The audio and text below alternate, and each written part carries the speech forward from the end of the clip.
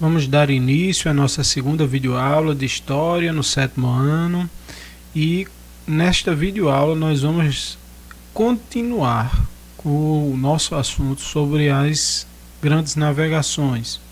Agora nós vamos falar diretamente sobre o processo de colonização na América. Observem essa imagem. Nós temos aqui a América do Norte, a América Central e a América do Sul, e os colonizadores que vieram a ocupar esses territórios. Nós temos aí em amarelo os espanhóis, né? Eles vão ter a maior parte dos territórios a serem colonizados na América, que vai desde a América do Norte, passando pela América Central e vindo à América do Sul, ou seja, os espanhóis vão estar presentes nas três Américas. Nós temos em seguida os portugueses, que vão estar presentes apenas no Brasil, na cor verde, vocês podem observar. Nós temos também a Inglaterra, na cor azul, que vai colonizar a América do Norte e alguns territórios na América Central e América do Sul. Nós temos em seguida, em vermelho, os franceses, presentes em alguns territórios na América do Norte, Central e do Sul. E na cor negra nós temos os holandeses, presentes apenas em parte da América do Sul e em algumas ilhas na América Central. Assim nós podemos observar a distribuição desses países colonizadores aqui na América. Com relação à motivação, a gente viu na aula passada que a América vai ser descoberta por Colombo, né? Nós vimos que o grande interesse era ampliação das rotas comerciais, a busca por novas mercadorias, por metais preciosos, a questão religiosa, né? Então eles buscavam essas novas rotas, buscavam descobrir essas terras para obter mais poder, mais riqueza. Com relação às conquistas espanholas, aqui nós temos sequencialmente alguns países da América Central e América do Sul que vão ser conquistados pelos espanhóis. Em 1509, o que hoje nós conhecemos como Panamá foi conquistado pelos espanhóis. Em 1511, o que hoje nós conhecemos como Cuba foi conquistado pelos espanhóis. Em 1519, nós tivemos a conquista do México. E em 1532, a conquista do Peru. Os espanhóis seguem conquistando outros territórios além desses. Vamos falar sobre a conquista do México, que foi um dos mais difíceis. Então serve como base para a gente entender como é que se deu a conquista dos espanhóis em todos esses territórios. Com relação ao México, o grande conquistador desse território foi o Hernán Cortés. Esse que era um estrategista, um militar, um corsário a serviço da coroa espanhola, vai ser incumbido de vir aqui para a América e conquistar o território do México. Quais foram as estratégias que Hernán Cortés utiliza para destruir o povo asteca, para conquistar, subjugar o povo asteca e dominar aquele território? Nós vamos ter, primeiramente, a primeira estratégia é o conhecimento da língua asteca. Então o Hernán Cortés ele vai procurar descobrir, entender, para poder conversar com aquele povo na língua deles. Nós vamos ter também o conhecimento do próprio povo asteca. Ele busca conhecer os hábitos, a cultura, religião, toda a forma de vida do povo asteca. Nós vamos ter também o acirramento das disputas entre as tribos inimigas. Então, quando ele passa a conhecer o povo, passa a conhecer a língua asteca, ele percebe que existem várias tribos ali dentro, muitas inimigas. Então ele começa a acirrar essas disputas, colocar uma tribo para lutar com a outra. Ele influencia negativamente para que aquelas tribos rivais entrem em conflito. Nós vamos ter também a identificação do povo mais forte, e ele vai se aliar aos inimigos desse povo mais forte. Então ele percebe qual é a tribo ali dentro daquela cultura que é a mais poderosa e vai buscar se aliar com os mais fracos. Para quê? Para derrubar o mais forte. E aí ele pode depois trair os mais fracos e derrubar eles também. Fica mais fácil para ele. Ele também utiliza a pólvora. Essa é uma questão muito importante, porque as armas que têm a pólvora como meio destrutivo são muito mais poderosas. Os indígenas dessa região utilizam lanças, arco e flecha, né? E eles utilizam o rifle, utilizam canhões, que são muito mais fortes e poderosos. Nós temos também a tática de cerco às cidades. Isso é uma tática medieval. As cidades elas são fechadas, os soldados, as tropas cercam as cidades e bloqueiam as entradas.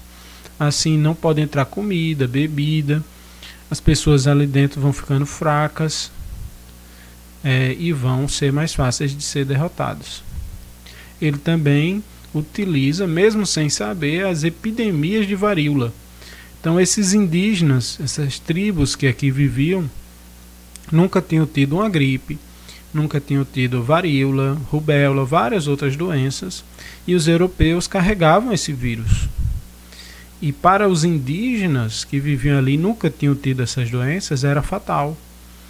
Então é uma arma química utilizada, mesmo sem saber, por os europeus, pelos espanhóis, o que vem a matar mais da metade dos indígenas. São essas doenças que os europeus trouxeram da Europa quando vieram para cá. Então todas essas estratégias juntas vão fazer com que o povo asteca, o povo do México, venha a ser derrotado, subjugado por o Hernán Cortés, pelos espanhóis. Nesse mapa, nós podemos perceber pela cor os povos onde eles habitavam e o momento que eles foram conquistados. Na cor verde escura você tem os astecas, na cor verde mais clara você tem os maias e na cor amarela você tem os incas. A partir desses povos, que eram os mais poderosos, os mais antigos, mais desenvolvidos, esses conquistadores espanhóis começam a entrar no interior. Observem aí as setas que mostram a direção desse processo de tomada de terra, de colonização, e vão pegando as tribos mais fracas do interior. Vamos ver um videozinho agora que vai deixar essa questão ainda mais clara para vocês. Após chegarem pela primeira vez à América, os europeus perceberam que o pequeno território avistado por Cristóvão Colombo era parte de um enorme continente desconhecido por eles, e realizaram inúmeras viagens para explorá-lo. As grandes navegações foram o começo da conquista da América e da exploração das novas terras por parte das potências europeias, especialmente dos dois reinos ibéricos, Portugal e Espanha. Após chegarem à América, os espanhóis subjugaram os povos locais, principalmente em suas ilhas do Caribe, onde os nativos foram quase todos mortos. Os espanhóis passaram a trazer escravos africanos para trabalhar nas lavouras. Em 1519, um grupo comandado por Hernán Cortés chegou à região do México e iniciou a conquista do Império Azteca.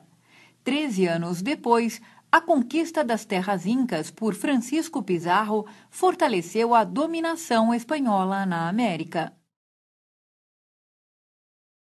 Depois dessas conquistas, os espanhóis deram início à fundação de vilas e cidades na América. A construção de uma cidade seguia um modelo urbanístico espanhol, baseado nos padrões do Renascimento. Para fundar uma cidade, uma cruz era levantada no lugar onde se projetava construir a igreja principal, ou seja, a catedral. Uma vez definido o local, era feito um mapa e os terrenos eram divididos por ordem hierárquica. O fundador e os personagens mais importantes ficavam com os terrenos mais próximos de onde seria a praça. A picota ou pelourinho, um tronco enterrado no solo, simbolizava a justiça, e era colocado no local onde, no futuro, seria construída a praça da cidade. Na maioria das vezes, as cidades eram fundadas em locais com fácil acesso ao mar, facilitando a chegada e a saída de navios. O fundador apropriava-se simbolicamente do local cortando um pouco de grama e desafiava os presentes que lhe impedissem de fazê-lo. Depois levantava a espada e batizava o local com um nome geralmente cristão. A ideia era construir a cidade de acordo com os padrões renascentistas: ruas retas, largas e contínuas, quadras perpendiculares e paralelas, uma praça no centro e nas laterais os edifícios administrativos e a catedral. Vamos continuar, ainda falando sobre a colonização espanhola, com relação aos motivos, basicamente era poder, né? Riqueza, ganância. O rei espanhol ele buscava mais terras, mais riquezas, metais preciosos, ouro, prata, as pedras preciosas que vão ser encontradas ali. E no caso dos espanhóis, eles vão encontrar muito ouro, o que vai levar grande riqueza para o rei. Algumas características desse processo de colonização espanhola aqui na América. Nós vamos ter os adelantados. O que seriam esses adelantados? Eram os homens que buscavam riqueza e prestígio. Homens de onde? Da Espanha, que vinham para cá atrás de riqueza e prestígio. Essas pessoas eram chamadas de adelantados.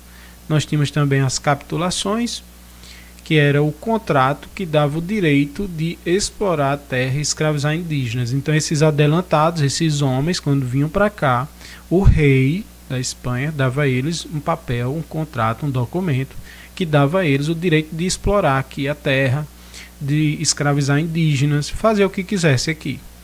E esse contrato, esse documento, era chamado de capitulações.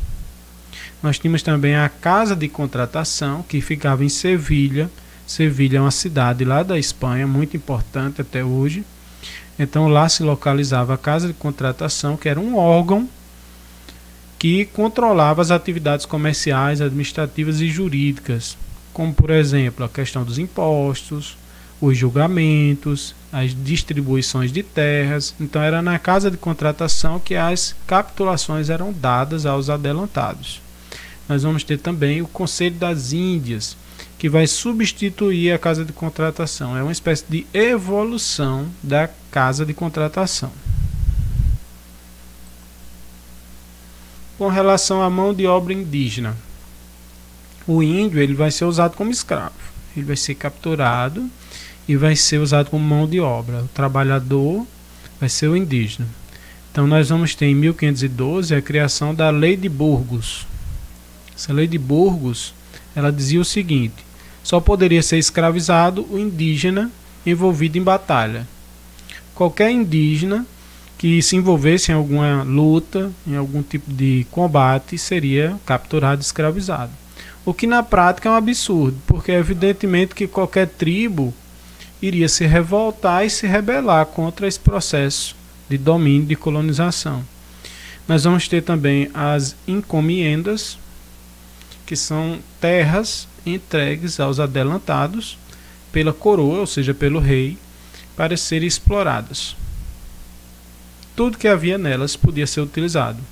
As tribos, o minério, as plantas, os animais, enfim, tudo.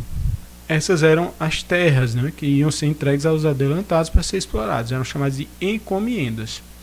Com relação à mineração, ali se encontrava e se procurava o ouro e a prata. Era o que a grande riqueza que os espanhóis queriam e que vieram realmente a encontrar nessa colonização espanhola. No caso, o México, o Peru e Bolívia eram os principais exploradores do ouro e da prata. Os outros países, como Argentina, Chile, Paraguai, entre outros, vão ser utilizados para a produção de alimentos. Então, os alimentos eram plantados, eram cultivados nesses países, Argentina, Chile, Paraguai, entre outros, que ali não foi encontrado o ouro e a prata, e era levado para o México, Peru e para a Bolívia, onde tinha muito ouro e muita prata, e eram, vamos dizer assim, os fornecedores de alimentos. Já o México, o Peru e a Bolívia eram onde era explorado o ouro e a prata. Tínhamos também os vice-reinados. As colônias, elas foram subdivididas em regiões e entregues a administradores. Esses administradores, vamos dizer assim, como se fossem governadores, eram chamados de chapetones. O rei da Espanha é quem escolhia esses indivíduos, que eram sempre homens nobres, importantes, vindos da Espanha. E aqui eles iam governar esses vice-reinados, que eram as colônias, né, que vão sendo divididas em vice-reinados para, vamos dizer assim, organizar melhor esse processo de colonização e exploração das riquezas aqui. Quais eram os objetivos do rei ao criar esses vice-reinados? Aumentar a capacidade administrativa, né, melhorar a forma como administrar essa colonização, melhorar a economia, buscando sempre mais poder, mais riqueza, e questões de estratégia militar, para sempre estar lutando e derrotando esses povos indígenas e até mesmo invasores, piratas que viessem da Europa para tentar roubar essa riqueza que os espanhóis já estavam conseguindo ali. Aqui vocês veem, né, a distribuição dessas áreas administrativas, desses vice-reinados. Então você tem o vice-reino da Nova Espanha, Capitania Geral da Guatemala, Capitania Geral de Cuba, vice-reino de Nova Granada, Capitania Geral da Venezuela, vice-reino do Peru, vice-reino do Rio da Prata, Capitania Geral do Chile, né, e a América Portuguesa, Brasil. Então você tem aí, perceba que vários desses vice-reinados vieram a dar origem aos países de hoje, como por exemplo a Capitania Geral da Venezuela, que acabou se transformando no que hoje nós conhecemos apenas como Venezuela, e assim sucessivamente, né?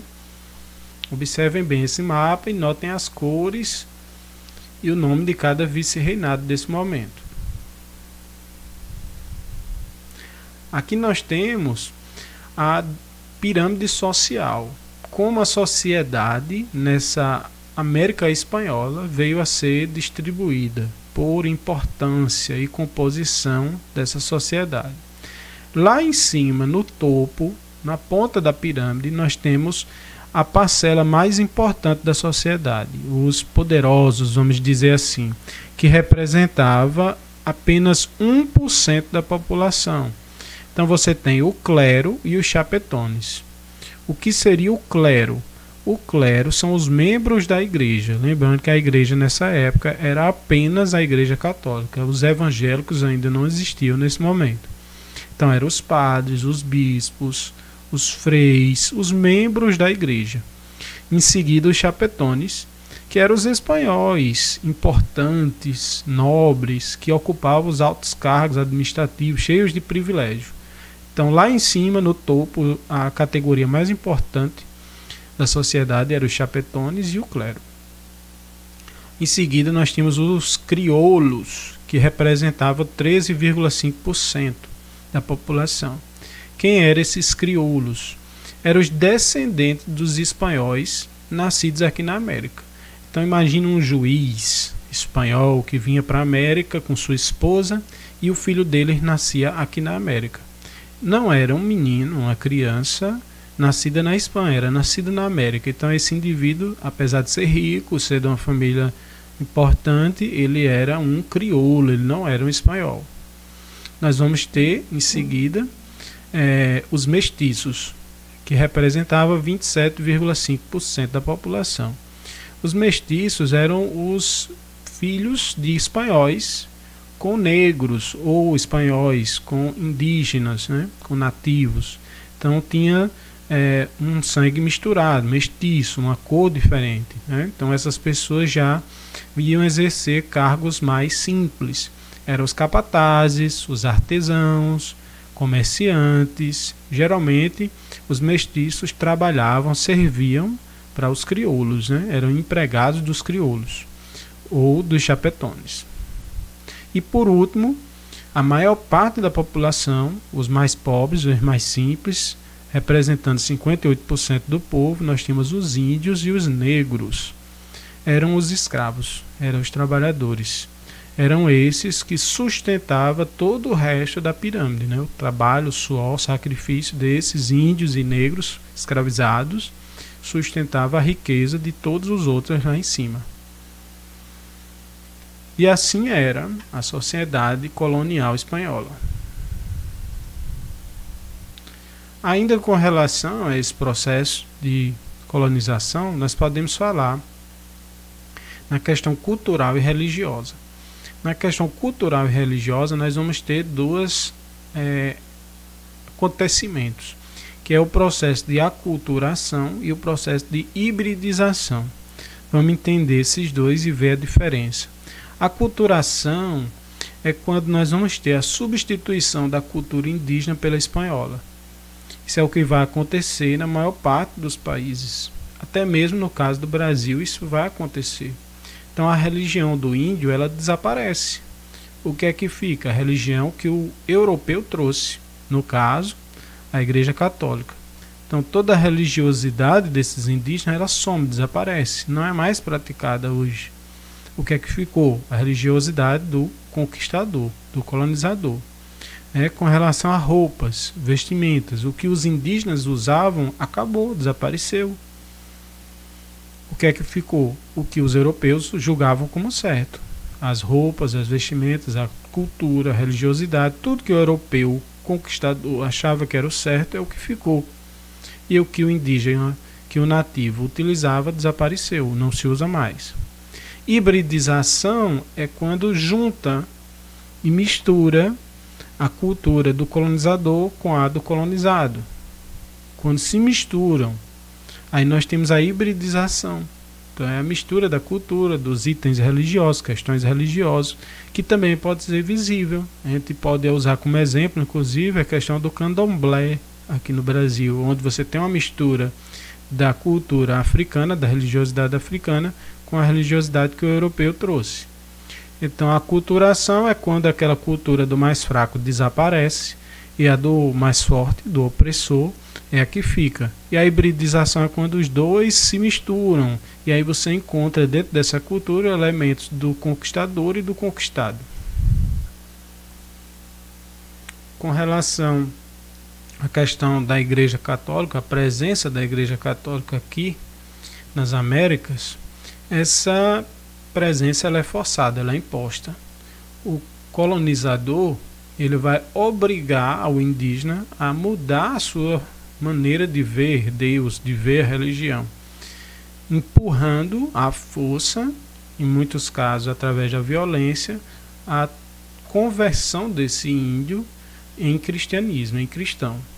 Nós vamos ter a extinção da cultura indígena, mesmo com a resistência, com a luta desse indígena para não ter a sua cultura perdida, mas é imposta essa nova religiosidade.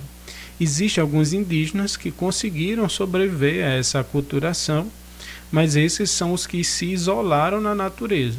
Até hoje você ainda consegue encontrar nos confins da Amazônia, no meio da selva fechada, indígenas que vivem como se vivia há 2, 3 mil anos atrás. E aqui nós encerramos a nossa aula de hoje. Vamos agora para a nossa segunda atividade.